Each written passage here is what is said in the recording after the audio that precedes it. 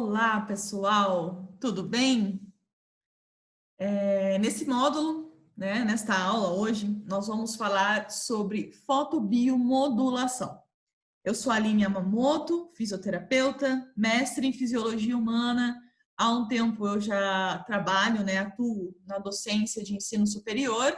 Atualmente, só dou aula em pós-graduação e integro o time de professores da pós-graduação da USCS. Também faço parte do time de uma empresa de equipamentos eletromédicos e trabalho no Departamento de Apoio e Desenvolvimento de Mercado. Aqui nesse slide segue os meus contatos, o meu Instagram, se vocês quiserem mandar dúvidas, enfim, conversar, vocês podem enviar direct que a gente, após a aula, a gente também continua conversando aí pelo Instagram, ok? Então vamos lá, então vamos falar de fotobiomodulação. Bom, quando a gente pensa na história, né, a gente consegue achar dados que provam a utilização da luz, tá, como intuito terapêutico há muito tempo, desde o Egito Antigo. Então, a luz era usada com o intuito de promover aí um tratamento de doenças dérmicas. Esses pacientes eles eram expostos à luz solar e, com isso, era possível tratar algumas doenças dérmicas. Obviamente, ao longo dos anos, houve um desenvolvimento desse tipo de recurso através de pesquisas, de ciência, e o desenvolvimento da energia elétrica foi um marco nessa história. A partir daí, houve também o desenvolvimento de LEDs e de lasers, tá? Exatamente em 1967, esse pesquisador aqui, ó, Ender, ele conseguiu descobrir o potencial do laser de baixa intensidade para fotobioestimulação. E tudo isso aconteceu de uma forma muito inusitada, porque, na verdade, a hipótese da pesquisa dele era avaliar o potencial carcinogênico desses lasers.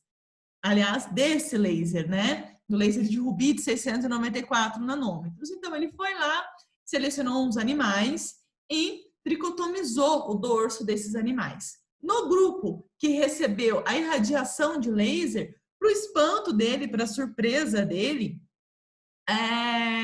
o pelo começou a crescer mais rápido do que o grupo que não recebeu a incidência de laser.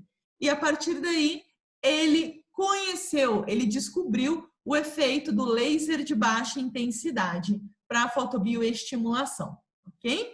Bom, de lá para cá, houveram muitas pesquisas provando aí todos os efeitos que nós conseguimos promover com lasers e LEDs de baixa potência, ok? E para a gente falar de fotobiomodulação, essa modalidade de tratamento que inclui LED e lasers de baixa potência, nós precisamos entender que nós estamos, sim, falando de uma terapia que utiliza luz, energia luminosa. Daí nós vamos lá naquele espectro eletromagnético e pegamos lá a fatia, né, a faixa de energia, né, a faixa do espectro eletromagnético que representa o espectro luminoso. E ele é representado da seguinte forma, né? A energia luminosa, ela é representada por comprimentos de ondas que vão de cores que são visíveis, né? Que vai desde o violeta, de forma que esse comprimento de onda ele vai se tornando cada vez mais profundo, maior, e nós chegamos aí a um não posso dizer uma cor, mas a um espectro invisível ao nosso olho, tá? Que é o infravermelho. Então, nós vamos do violeta ao infravermelho, ou seja, do visível ao invisível. É interessante a gente ter memorizado que o espectro luminoso ele tem essa variância de cor, ou seja, ele sai aqui, inicia-se do violeta, vai para o azul, passa pelo verde, depois pelo amarelo, e vai para o vermelho, né? Para o vermelho e termina no infravermelho, que aqui não está elucidado, porque ele é uma faixa invisível. Mas algumas literaturas utilizam a cor cinza para elucidar ele. Mas é importante a gente saber que ao ligar um equipamento que tem um comprimento de onda que emite uma cor infravermelha, nós não conseguimos ver, ok? Bom, então nós estamos falando de fotobiomodulação. Portanto, eu tenho LED e laser de baixas potências, tá? Baixas potências e baixas intensidades. Ou seja, é uma terapia que utiliza diferentes fontes de luzes não ionizantes, do espectro visível ao infravermelho, invisível, como eu falei para vocês. E exatamente a fotobiomodulação, ela é um processo térmico, ou seja, eu tenho baixa potência, por isso eu não consigo alterar a temperatura tecidual. A temperatura tecidual, ela vai ficar fisiológica, vai ficar na temperatura fisiológica. O que vai acontecer que vai gerar para mim o meu efeito terapêutico, que eu espero? Bom, a gente sabe que no momento em que a gente irradia luz, existe, portanto, a emissão de fóton. E esse fóton, ele vai ser captado por uma estrutura que eu chamo de cromóforo. Nós vamos falar dessa estrutura nos próximos slides. O cromóforo, portanto, ele é a porta de entrada para esse fóton ali no tecido biológico. Então, ele absorve essa luz e, a partir daí, ele vai estimular todos os eventos fotoquímicos e fotofísicos que vão acontecer a nível celular. A partir daí, lógico, eu tenho o resultado que eu espero, ok? Bom, para a gente entender um pouquinho melhor, eu fiz esse slide aqui para a gente ter uma comparação, tá? Então, veja bem, no mercado, comercialmente, vocês provavelmente já ouviram falar de lasers, de luz intensa pulsada, que faz tratamento de epilação, que faz tratamento de manchas, de telangias, enfim. Esses lasers e esses LEDs, eles são bem conhecidos comercialmente. Bom, então, a gente tem que imaginar que existe basicamente duas categorias. Existem as categorias de luz intensa pulsada e laser, que tem alta potência. E essa alta potência, ao ser depositada no tecido biológico, ela vai promover um efeito térmico, ou seja, um aumento da temperatura, que pode variar aí de 60 até 100 graus, tá? Tudo vai depender da potência de cada equipamento, qual o objetivo terapêutico, enfim. Mas é para a gente entender que essa categoria é uma categoria de luz intensa pulsada e de lasers de alta potência e que vai alterar a temperatura do tecido. Ou seja, eu vou conseguir o meu resultado terapêutico devido ao aumento dessa temperatura, que vai promover para mim uma ação que eu chamo de fototermólise seletiva. O que é isso? Ela vai conseguir fotolesionar aquela estrutura que eu quero tratar. E todo o meu efeito terapêutico é em cima dessa fotolesão ocasionada no tecido, ok? Bom, e a nossa aula, fotobiomodulação, é que categoria? É essa outra categoria aqui, gente, onde eu tenho LED e laser, como eu disse para vocês, de baixa intensidade ou de baixa potência, ok? E que não alteram a temperatura tecidual. Portanto, através da absorção desses fótons aí, de energia luminosa, eu vou conseguir estimular eventos fotoquímicos e fotofísicos, né, a nível celular, e com isso eu vou estimular essa célula ou eu vou inibir essa célula. Tudo vai depender de qual é o meu objetivo terapêutico, ok? Então, nós temos essas duas categorias e nós vamos falar na aula de hoje de fotobiomodulação. Bem, existem algumas características físicas de do LED e do laser, ok? E a gente precisa entendê-las. Bom, primeiro que quando eu falo de laser, eu estou falando de uma tecnologia, de uma luz, que ela tem uma característica coerente e colimada, ou seja, no momento em que um diodo de laser, por exemplo, emite essa energia para o tecido, essa energia, ela vai sair, ou seja, essa onda, ela vai sair de forma coerente e colimada, ou seja, ela vai no ponto focal, na onde eu estou direcionando a aplicação, tá? Ela não vai se divergir, ela sai, então, de forma focalizada, tá? Outra característica de um aplicador ou de um equipamento de laser é que ele é monocromático, ou seja, o laser ele vai emitir apenas uma cor, apenas um comprimento de onda, tá? Já quando eu falo dos equipamentos, né, de um aplicador de LED, eu tenho os LEDs da antiga geração e os LEDs da nova geração. O que acontece? Os equipamentos, os aplicadores de LED da antiga geração, sim, eles tinham as características de não coerente e não colimado, ou seja, a luz LED, no momento em que eu aplico, ela tende a divergir, a se espalhar, tá?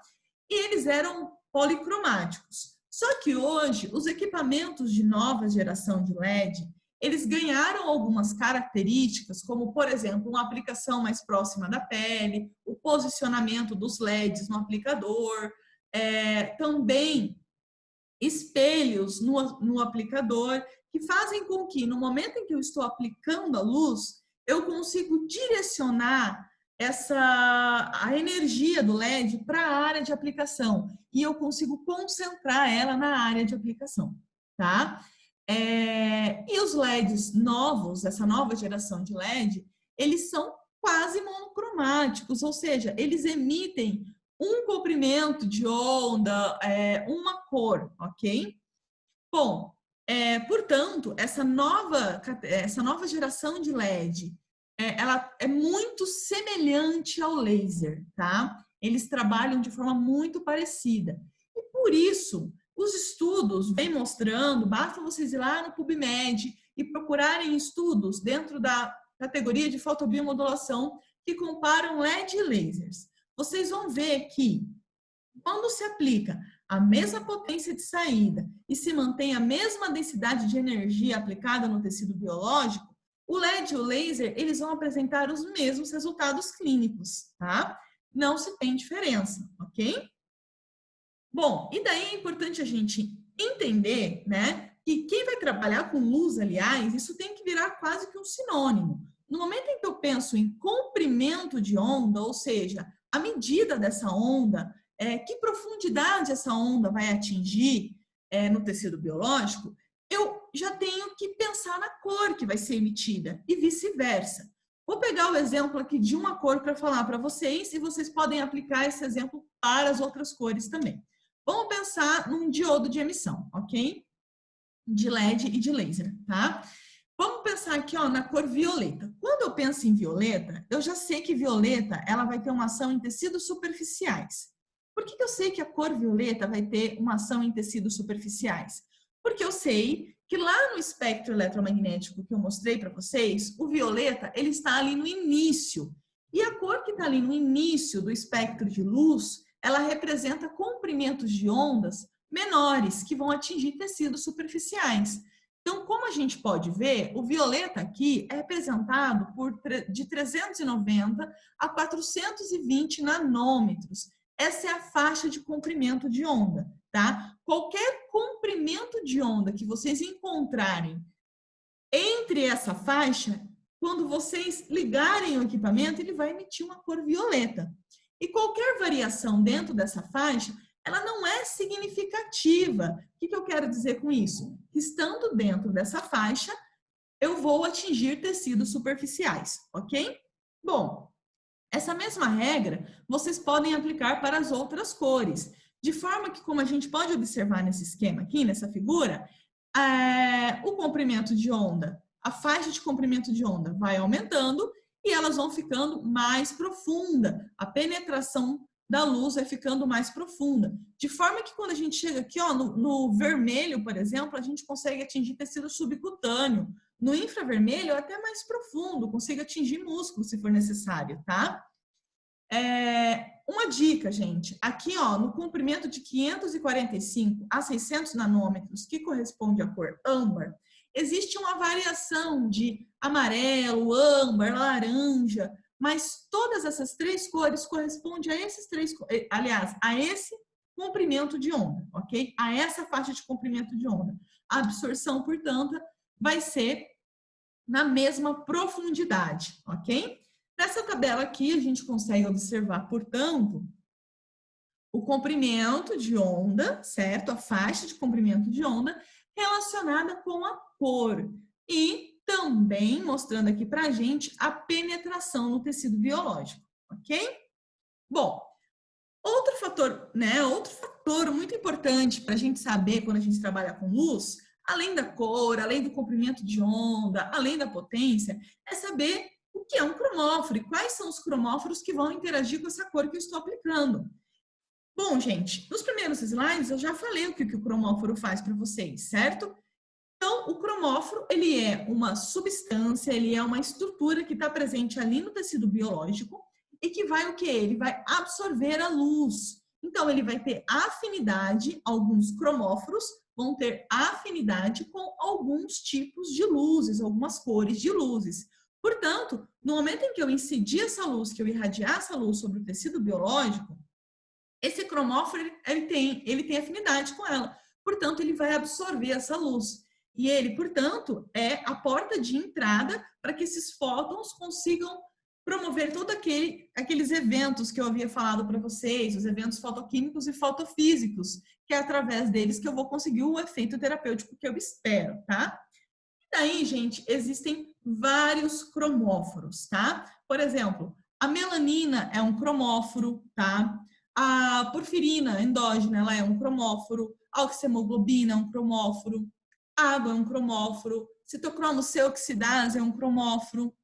E eu preciso saber qual cor que cada cromóforo tem afinidade, né? Então, não basta eu saber o comprimento de onda, ou seja, a profundidade que essa luz vai chegar no tecido. Eu tenho que saber também qual é o cromóforo que vai absorver essa luz, para eu saber, né, que eu vou conseguir entregar aí, né, vou conseguir estimular o objetivo terapêutico que eu quero, de forma correta, ok?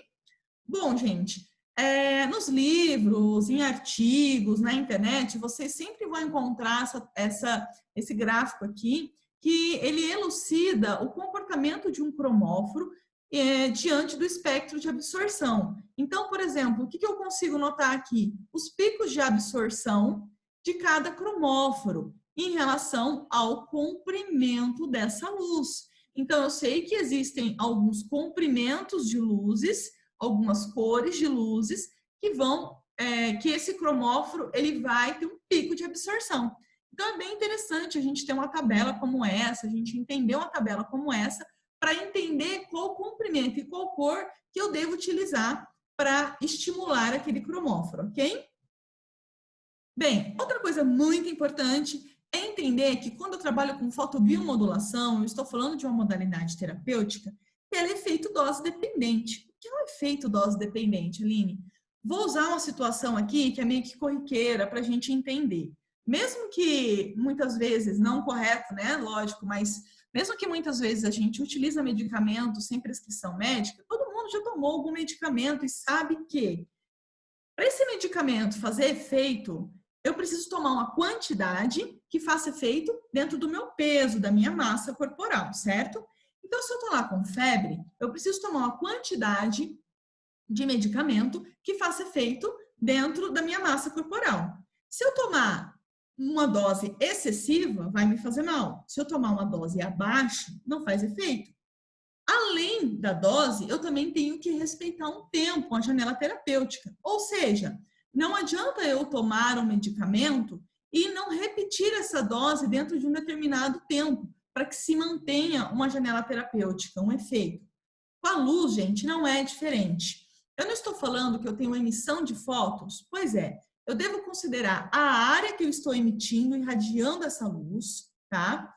E eu devo considerar a dose que eu estou entregando para esse tecido, dose de energia, ou seja, 4, 5, 6 joules, enfim, existem várias doses aí. E eu devo considerar o tempo que eu estou entregando essa dose, para que eu consiga ocasionar o efeito terapêutico, que é fotobioestimular ou fotobioinibir, tá? Portanto, gente, é muito importante que a gente saiba dessa relação de centímetros quadrados de área tratada, dose de energia e tempo para que eu consiga promover de fato o efeito terapêutico, ok? Bom, resumindo tudo isso que eu disse para vocês, eu preciso, portanto, saber o cromóforo que vai absorver a minha luz, tá? Qual cor que eu devo trabalhar e qual comprimento de onda que eu devo trabalhar. Porque eu preciso saber, se eu quero trabalhar, por exemplo, uma lipólise, qual é o comprimento de onda que vai chegar lá no tecido subcutâneo, ok? Bem, outra coisa importante que eu falei para vocês é o quê? Saber que dentro de uma área de aplicação, ou seja, eu tenho que saber qual é a área de aplicação do aplicador que eu estou utilizando. É 80 centímetros quadrados, é 20 centímetros quadrados, se for um cluster, se é uma probe, que é uma área de aplicação menor. E dentro dessa área de aplicação, eu tenho que saber qual é o tempo que eu tenho que ficar irradiando essa luz no tecido para entregar a dose que eu preciso. A dose aí é medida em joules, para eu saber se essa dose, com essa dose, eu vou conseguir fotobioestimular ou fotobioinibir. E daí, gente, eu estou falando de fotobiomodulação, certo?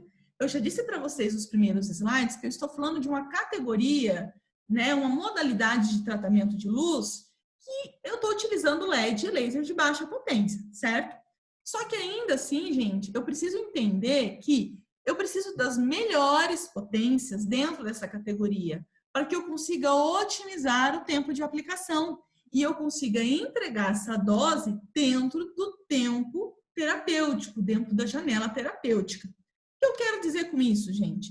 Que muitas vezes existem equipamentos no mercado que não são aprovados pela Anvisa, que têm um preço muito atrativo, porém potências muito baixas. E com isso, eu teria que ficar muito tempo irradiando aquela luz no tecido para entregar a dose que eu quero.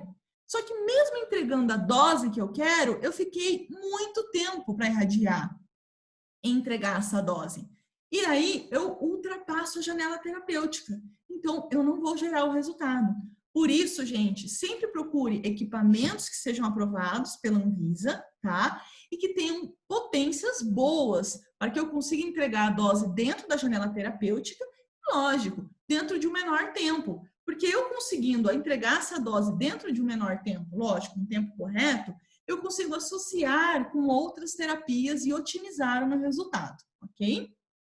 Bom, daí olha só, aqui está um exemplo de aplicadores para vocês saberem quais são esses tipos de aplicadores. Eu tenho, portanto, as probes, que são essas daqui, que também são chamadas de canetas. Elas já estão no mercado há bastante tempo, elas já são utilizadas há muito tempo, só que elas têm uma área de aplicação menor, tá? Portanto, ela vai atender aquele profissional que tenha objetivos de fazer tratamentos mais pontuais. Então, por exemplo, na podologia, ela é muito utilizada, por quê? Porque tem uma área pequena de aplicação. Na reabilitação, na fisioterapia, ela também é bastante utilizada. Por exemplo, na estética, quem trabalha com pós-cirúrgico, de cirurgia facial, um lift facial, uma bléfaro, é muito interessante ter aplicadores como esse, para você ter para você conseguir acoplar na área que é pequena, ok? O que aconteceu? Ao longo dos anos, houveram várias pesquisas que foram mostrando a importância, como os efeitos, os resultados do laser e do LED são bons em tratamentos estéticos que envolvem grandes áreas. Por exemplo, lipólise, que envolve uma área grande, né? Um glúteo, um abdômen. Também na área facial, tá? Que não chega a ser uma pequena área. Mas, ao longo do tempo, vieram muitas pesquisas mostrando bons resultados. E com isso, utilizar, por exemplo, uma probe numa grande área fica inviável. Imagina fazendo uma fotodescontaminação numa pele acneica com uma probe, que tem uma área de atuação pequena. Não é muito melhor eu ter um aplicador maior? Pois é, ao longo do tempo foi desenvolvido, portanto, os clusters, que são esses daqui, ó, aqui embaixo, que eu estou mostrando para vocês. Existem clusters de vários formatos no mercado. Esses aqui, por exemplo, são redondos. Existem clusters de vários tamanhos. Aqui eu tenho, por exemplo, o cluster de 80 centímetros quadrados, que é uma área maior, tem o cluster de 20 centímetros quadrados, que é uma área um pouco menor, mas o cluster, gente, ele se encaixa muito bem quando a gente quer fazer o tratamento de grandes áreas. Capilar, por exemplo, é muito interessante utilizar um cluster. Além do que, ele é versátil. E por que ele é versátil? Porque um cluster, um único cluster, você consegue fazer vários tratamentos, desde uma aplicação capilar, facial, corporal, ou seja, eu não tenho que ficar trocando de aplicador, como é no caso, se eu utilizar, por exemplo, uma máscara de LED facial, tá? As pessoas me perguntam muito, a máscara é boa, a máscara é ruim? Não, sendo aprovada pela Anvisa, está dentro dos parâmetros terapêuticos que a gente precisa. Mas, pensando em aplicabilidade, em usabilidade, em clínica, eu estou limitando a aplicação, porque uma máscara facial de LED eu só aplico na região facial. Quando eu penso num cluster, eu consigo aplicar em todo o corpo, tá? Outra coisa bacana do cluster, gente, é que essa nova geração de cluster, tá? Em um único cluster, por exemplo, vamos pegar esse último cluster aqui, ó. Eu tenho todas as luzes em um único cluster. Então, se em uma terapia eu vou utilizar mais de uma luz, por exemplo, uma luz azul e uma luz vermelha, eu não preciso ficar trocando de aplicador no equipamento. Um único aplicador, eu já consigo programar até a emissão de forma automática, tá? De 2 ou 3 luzes. Então, olha só, em um único aplicador eu tenho LED vermelho, verde, azul, âmbar e infravermelho. Eu também tenho opção em um único cluster, por exemplo, esse aqui, de ter opções de LED e de laser junto. Tudo isso, gente, otimiza tempo de tratamento, tá? Bom, e daí, se eu estou falando, portanto, de uma terapia de luz, né, que vai do espectro violeta ao infravermelho, eu estou falando de uma modalidade de tratamento que me dá a possibilidade de fazer muitos tratamentos. Eu tenho muitas indicações, como vocês podem ver aqui.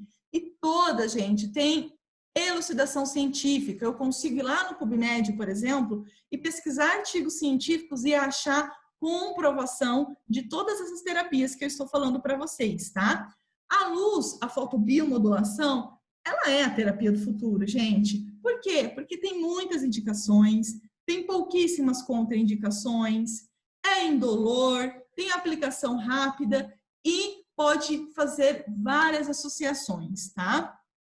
Bom, pensando numa divisão funcional, para ficar mais pedagógico, para explicar para vocês como que essas luzes interagem com o tecido, a gente tem que pensar da seguinte forma.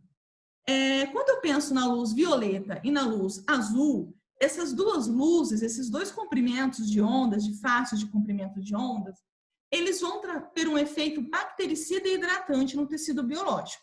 E quando eu penso nas outras cores, nos outros comprimentos de onda, violeta, aliás, desculpa, verde, âmbar, vermelho e infravermelho, eu estou falando de luzes que têm capacidade de cicatrização, de regeneração tecidual. Vamos entender, em suma, como que essas luzes vão interagir com o tecido biológico para gerar um efeito terapêutico. Bom, quando eu penso na luz violeta e azul, eu tenho que pensar da seguinte forma, gente. Os comprimentos de onda violeta e azul até 450 nanômetros, ele tem um maior efeito bactericida. Quando eu chego no comprimento de 450 nanômetros, que aí já é só o azul, até 495, exatamente o comprimento de 450 nanômetros, ele tem um efeito, além de bactericida, hidratante também. E como que isso acontece no tecido? Como que eu consigo gerar esses efeitos no tecido? Gente, o cromóforo que vai absorver a luz violeta e a luz azul é a porfirina. Porfirina é uma proteína que é sintetizada aí na atividade bacteriana. O que eu tenho que pensar? Essa porfirina, no momento em que ela absorve essa luz azul ou violeta, ela vai ser lesionada. E no momento em que a porfirina ela é lesionada, eu tenho a formação de radicais livres. Esses radicais livres, eles vão lesionar o DNA da bactéria. E por isso eu consigo fazer uma fotodescontaminação, por exemplo, numa condição onde eu tenho uma acne, onde eu tenho um fungo, por exemplo, no couro cabeludo, ok? Outra ação da luz violeta e azul, aliás, azul no caso, com a molécula de peróxido de hidrogênio. No momento em que essa molécula de peróxido de hidrogênio interage com a luz azul, ela também vai ser lesionada e vai haver formação de radical livre. Esse radical livre vai atrair moléculas de água, tá? E com isso eu vou promover a hidratação tecidual, tá? Então são essas duas formas de interação com o tecido biológico que vai gerar, portanto, o efeito terapêutico que eu quero, que é a fotodescontaminação e a hidratação tecidual. Importante que todos os estudos, eles orientam a gente que, após a aplicação dessas luzes, é importante a gente utilizar outras luzes que vão minimizar o efeito desses radicais livres. Por exemplo, como a luz azul, aliás, desculpa, a luz violeta, por exemplo, como a luz vermelha e infravermelha, no intuito de minimizar, portanto, a formação desses radicais livres que são necessários, né, para a gente conseguir o efeito terapêutico, ok? Bom, quando a gente pensa nas outras luzes, vamos citar aqui um exemplo da luz vermelha. Quem é o principal cromóforo que vai absorver essa luz? É a citocromo C oxidase. A citocromo C oxidase, portanto, ela é uma estrutura que está presente na membrana da mitocôndria e participa do processo de respiração celular, tá? Enquanto ela está lá trabalhando, ofertando aí todas as moléculas necessárias para a síntese de ATP, é normal acontecer o acúmulo de espécies reativas de oxigênio e óxido nítrico no seu interior. E no momento em que há o acúmulo, por exemplo, de óxido nítrico no seu interior, esse óxido nítrico acaba atrapalhando o seu funcionamento e, com isso, o processo de síntese de ATP é reprimido. No momento em que eu vou irradiar a luz vermelha, a citocromo C oxidase, ela absorve essa luz. E a luz vermelha, ela consegue dissociar as moléculas de óxido nítrico para o meio externo. E com isso, a citocromo C oxidase, ela se torna livre para utilizar melhor as moléculas de água e oxigênio e com isso voltar à normalidade e aumentar a sua síntese de ATP, melhorar o funcionamento celular, portanto. Então, por exemplo, numa condição onde eu quero tratar um fotorrejuvenescimento facial, eu consigo, portanto, estimular a secreção de vários fatores de crescimento e consigo estimular a atividade fibroblástica, aumentando aí a síntese de produtos de matriz extracelular, como colágeno e elastina, e melhorar, portanto, como a gente pode ver o antes e o depois, o aspecto da pele. Nesse estudo aqui foi utilizado o laser vermelho e, como a gente pode ver, houve, portanto, uma melhora do aspecto da pele, tá? Bom, eu disse para vocês que nós conseguimos fazer fotodescontaminação. Esse estudo aqui, gente, mostra para a gente uma pele acneica. Foi utilizado o comprimento de 415 nanômetros, portanto, eu sei que é violeta, e também 633 nanômetros, vermelho. O violeta com o intuito de fotodescontaminar e o vermelho com o intuito de cicatrizar. Olha o depois do tratamento, como melhorou a condição dessa pele. Bom, outra área que também a terapia de fotobiomodulação é muito utilizada é para tratamentos de terapia capilar, tá? Então, a gente sabe que a gente pode, né, se houver uma integridade aí do bulbo, eu posso utilizar laser e LED vermelho para estimular o crescimento de um novo pelo, de um novo cabelo. E também, se houver necessidade, eu posso utilizar o LED violeta e azul para fazer a fotodescontaminação, tá? É bacana, esses estudos aqui que eu mostro para vocês têm resultados ótimos apenas utilizando a luz. Mas em clínica, vocês podem associar isso com outras terapias e otimizar o resultado. Outra área muito utilizada, né, que utiliza bastante a luz, é a podologia. Que pode utilizar a luz vermelha para fazer o estímulo de um nascimento de uma nova lâmina, né, de uma nova unha, como também a luz azul para fazer fotodescontaminação, sozinha ou associada com ativos, que nós chamamos de fotoativos, de terapia fotodinâmica, ou seja, no momento em que eu faço a incidência da luz sobre aquele ativo, eu vou ter uma otimização do teu resultado, ok? Outra área que é muito bem utilizada, Luz, que é muito bem-vinda, é no pós-cirúrgico, tá? Esse estudo aqui, gente, mostra pra gente um pós-cirúrgico de lift facial. A gente consegue visualizar aqui nessa região a cicatriz, tá? E o que aconteceu? Apenas o lado C recebeu incidência de LED durante 30 dias no intuito de cicatrizar, estimular a cicatrização. Depois de 12 meses, foi feita uma avaliação. E como a gente consegue notar, o lado que recebeu a incidência teve a sua cicatriz quase que imperceptível, enquanto o outro lado formou até queloide, tá? Ah, Aline, eu posso usar, já que você falou que eu posso fotobioinibir numa condição como essa de queloide? Sim, deve-se avaliar o caso, tá? Deve-se saber o tempo em que essa queloide está formada aí, mas eu posso utilizar doses que inibam também a atividade, por exemplo, fibroblástica, tá?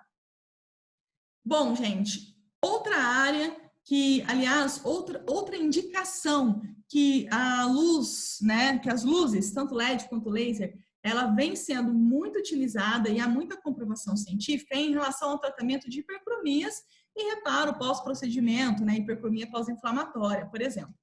Bom, a luz vermelha e infravermelha, ela já está bem elucidada cientificamente, existem muitas literaturas que provam o seu efeito no tratamento de hipercromias, no clareamento de mancha. Eu trouxe aqui esse artigo para mostrar para vocês a utilização da luz âmbar, como a gente pode ver aqui, o comprimento de onda corresponde à luz âmbar, amarela, né? Para inibição de síntese de melanina.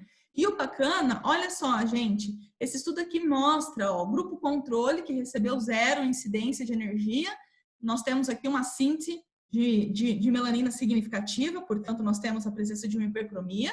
O grupo que recebeu 10 joules por centímetro quadrado já reprimiu, já houve uma diminuição da síntese de melanina, mas o grupo que recebeu uma dose grande, uma hiperdose, inibiu, ou seja, houve aqui ó, uma diminuição significativa na síntese de melanina. Tudo isso acontece, gente, porque a luz âmbar consegue inibir a atividade da tirosinase, tá? E com isso, alterar e inibir todo o mecanismo de síntese de melanina, promovendo aí um clareamento da luz. É importante dizer que todo o tratamento de hipercromia, assim como outros, obviamente, mas todo o tratamento de hipercromia, ele deve ser muito bem delineado, e com cuidados home care, né? Deve ser prescritos home care, deve ser utilizado muitas vezes também outros recursos juntos, outros recursos associados, para que se tenha um melhor resultado. Mas viu que bacana?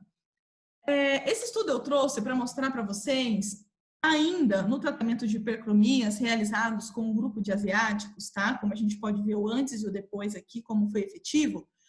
Esse estudo, ele utilizou a luz âmbar, a luz verde, ela ainda está acontecendo bastantes estudos aí, eu acredito que nos próximos anos a gente vai ter bastante literatura científica, mas provando mais o seu efeito anti-inflamatório e regenerador.